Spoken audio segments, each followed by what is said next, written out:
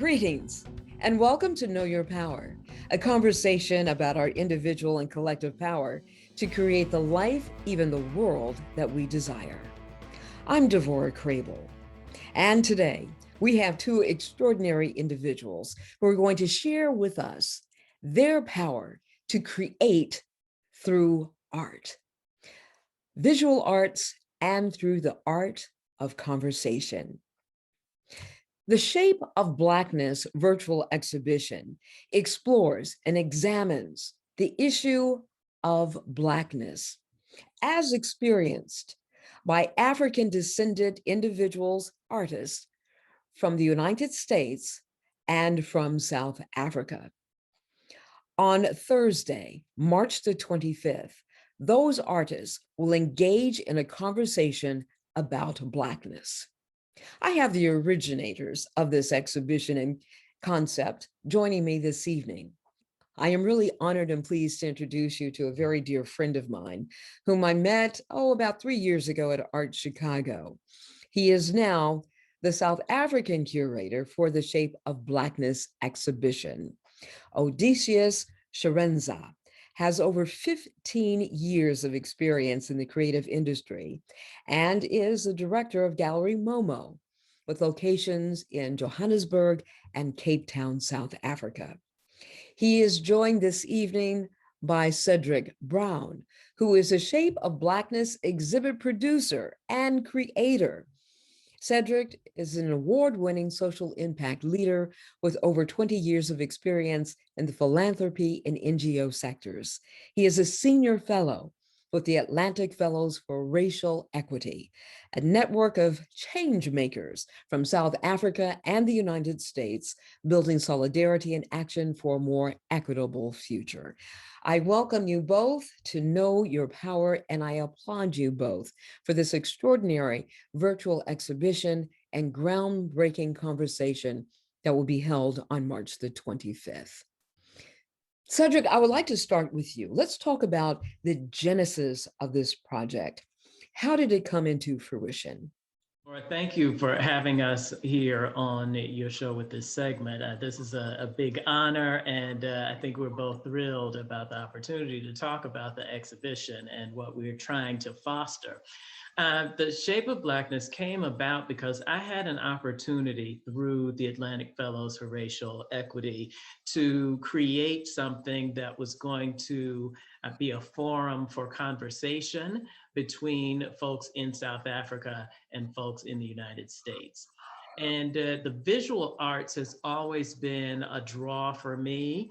I'm a tinkering artist, but not really a practicing visual artist, but have always been compelled by visual images that tell stories about who we are, the experiences that we have. And so I figured that to be able to work with South African artists, US-based artists, to talk about this moment in time around Blackness and Africanness and our identities, both shared and distinct, that we could post something virtually that would really transcend borders and enable us to have a visual conversation with each other. And that's what we're trying to foster through the Shape of Blackness.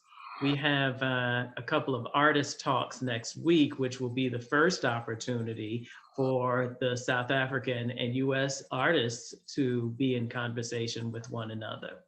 I'm super grateful. Lastly, I'm super grateful to work with Odysseus Sharenza, he is a friend to me now. We've never met in person, Really?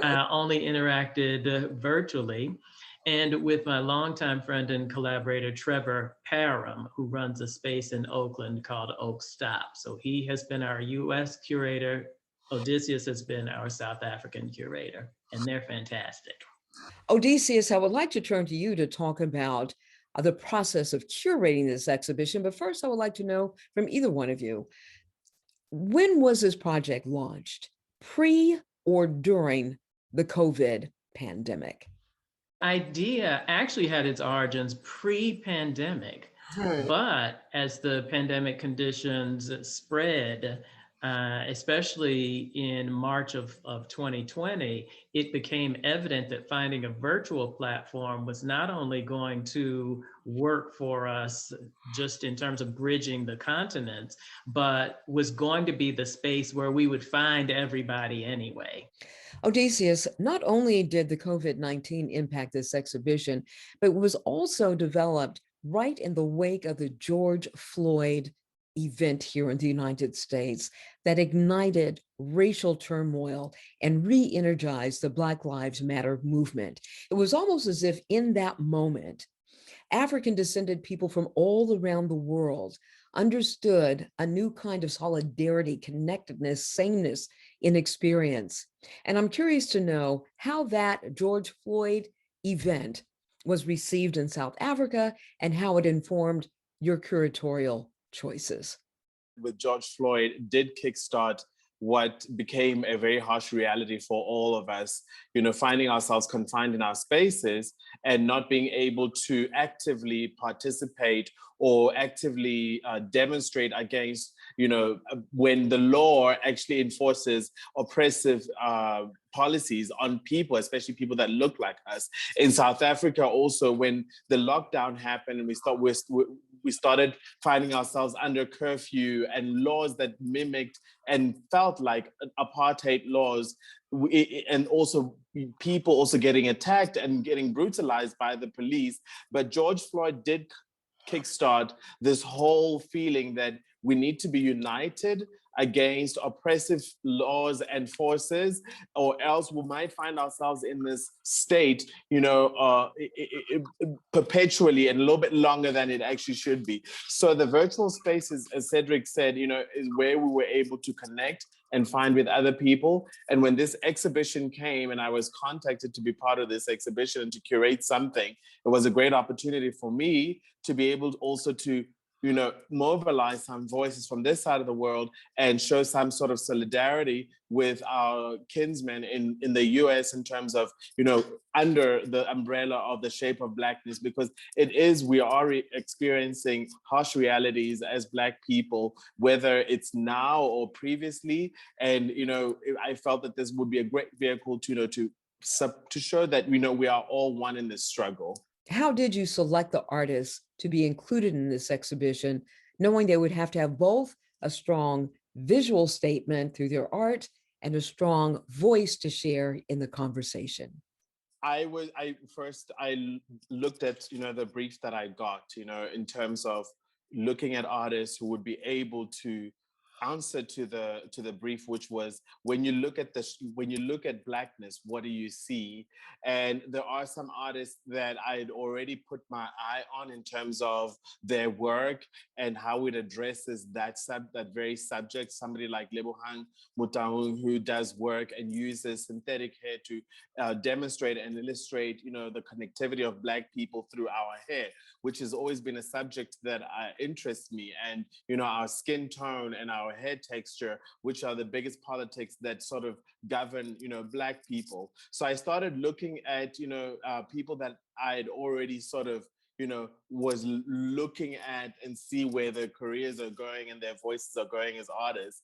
And so that made it quite easy, because also the subject of this exhibition is something that's very close to my heart. And, going back to when I was studying, it's always been something that has fascinated me in terms of how do we connect and how do we rekindle our oneness as Black people in the diaspora. And hence also the gallery that I work for, which is one of the first Black-owned galleries. The mandate is to amplify and uplift, the voices of Black people within this country and also in the diaspora. Cedric, I'm really curious to know from you if the pandemic really put this exhibition on a different kind of a trajectory that was totally unexpected, that offered great rewards, or were you disappointed that you weren't able to give or present your vision as originally planned? It actually really enhanced what we were able to do, because then we took out the factor of having to ship things, having to hang things, having the work be confined to one physical space, which wouldn't necessarily be easily accessible by artists and communities in the other country. And so by creating this virtual space, it has enabled us to increase the accessibility of it. Odysseus, what were the challenges of structuring this exhibition in a virtual space? Well, working in this virtual space was quite interesting because a lot of the guiding principles that were applied were the same that would be applied in the real space. So we treated the space as we would a normal gallery. The placement of the artwork, eye level, and also just making sure that the work is finished, framed properly. So we were able to use the technology to be able to achieve almost a realistic feeling of being in a real gallery, which, I think this is a great addition to already, physical spaces. And I don't ever foresee physical spaces becoming obsolete, but this is a great addition to also increase accessibility for people who may not necessarily be able to get into the actual gallery at a particular time. And also it's archiving, these events and these exhibitions, so they're not two-dimensional. Hopefully one day we'll get to a space where we can augment reality, where you have a realistic feeling and a much more immersive experience of being in the virtual space. Here's one of the images from the exhibition. Odysseus, can you speak to this work? Well, this piece that I selected by Aaron Bethia, I thought was very, very interesting. He's an American artist, and this particular piece is a depiction of a traditional Zulu woman with the traditional headdress. And I thought, his work was quite vibrant, which ties back to the use of color in some of African artwork with works like Mam Esther Mahlangu, who you might be familiar with, who does very intricate Ndebele paintings. So this work kind of tied back to the origins of Africanness, with the subject and then also with the use of color and the geometric shapes. And for me, it's quite interesting when an African American artist with Puerto Rican heritage can tap into that African voice. So I thought it was quite interesting to share also with you. Mm-hmm. The second image is by Lebu Thoka, who's a digital artist. So this is a digital print, and it is inspired by Michelangelo's creation of Eve. In the original artwork by Michelangelo, you see the moment in which Eve is created, which, theologically, we've always been taught that, the woman comes from the man's rib. And in this case, the man would be represented by the sleeping figure on the red surface, and the one that is praying would be Eve after her creation, observing the creator in the blue. And I thought it was quite clever how she's used images of herself and as a woman in the depiction of the Holy Trinity that is happening within the space. And it just speaks of like the whole origin of us as human beings on earth, originating from a single human form in Africa, and whether she is the divine, she is the creator, and she's the created. And I thought that was a very, very smart approach into talking about Blackness, and also her using herself in the work. Yes, I can only imagine that African spirituality and religiosity might be a recurring theme that will pop up across borders. Cedric, I'm really curious to know from you, were there any recurring themes that kind of popped up that made you say, What I think people spoke to really well is not the challenges that come from being Black in a white supremacist world, but the beauty of Blackness and Africanness that is expressed in our everyday existence.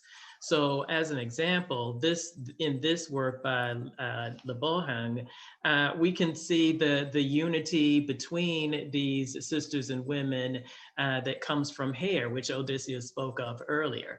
And this doesn't have, this isn't speaking to oppression necessarily. This isn't speaking to the violence that's wrought against Black bodies necessarily. It's about connectedness. It's about looking at how we are similar. It's about affirming who we are. That's what I draw from the mirrors and then being in front of the mirrors, but then finding affirmation in each other. And these beautiful themes of affirmation and everyday beauty are what popped up in most of the work and what I enjoyed the most about the work. It's these kinds of themes that we're really trying to lift up as a reminder to us, Black folk in the African diaspora, that we are beautiful every single day, and that helps to reinforce us as we go out and face the things that counter those feelings. Are there any new learnings, understandings, or discoveries that emerged from this experience? Or better yet, where are you in the arc of this experience? Well, I think we're still learning. Part of I think one of the vital parts of the arc will come when the artists have an opportunity to interact with each other across national lines. So in our events, our artist talks on March 25th, which we had to position so we would be able to accommodate across 9 time zones. We hope to be able to have artists actually hear each other and exchange there. So as I said, that's going to be a vital part of what this arc is. My hope is that there is going to continue to be excitement about being part of this kind of transnational conversation, and that we can grow it from here to include other people in the diaspora throughout the Americas, in Europe, and certainly throughout the motherland, throughout the African continent, particularly sub-Saharan Africa. How can we access this virtual exhibition? So this particular room is plugged in. If you go to oakstop.com, you will be able to see on the landing page, the Shape of Blackness is the current exhibition that is showing. And if you click on that, it should be able to direct you to the virtual exhibition room. On Thursday, March 25th, the conversation will be held. How can we, as participants, engage the conversation? Anyone interested in participating can actually go to shapeofblackness.com/events to access that registration page for the 2 sessions that we're having on March 25th. But folks can expect an opportunity to hear from and engage with the artists who are present. And there will be a mix of artists from South Africa and the US on those calls, as well as be able to hear from both of our fantastic curators, Odysseus and Trevor. So it should be loads of fun for all. So it is an interactive conversation. We will be able to weigh in and share our thoughts with the artist. There will be a Q&A space, and hopefully we'll be able to answer as many of the engaging questions as possible. Gentlemen, I'd like to get final thoughts before you go. And understanding that art tells us where we've been, where we are, and gives us a glimpse, a possibility of where we might go in the future. I'm also wondering if art might heal in this time where healing is so needed. You know, one of the key things is for people to start with the healing process is first to have an understanding or have a feeling that they're being seen, they're being heard, and that art reaffirms that. When people are able to see themselves in the depictions of history, because these become like little portals in the future of what was happening in the past. So if people are able to see themselves, it does create a sense of affirmation and a feeling of, yes, we do matter in this time and that we will not be forgotten. And Cedric, does this exhibition offer the hope that we're moving closer to racial equality and equity? It speaks to racial equality and racial equity by, again, affirming these messages about who we are, these messages and themes that are self-determined. This is Black folk, this is African folk saying, this is who I am, this is who we are. And by asserting ourselves in this manner, and by bringing us together collectively to say, we're here, we are powerful, we're not going anywhere, I think that helps to create a table, create a seat at the table where we may not have had one before. And it certainly helps us to say, we're going to continue to be here and showing who we are. So get ready to deal with us. Gentlemen, I thank you both for sharing your genius and your creativity and for demonstrating your power to create through art.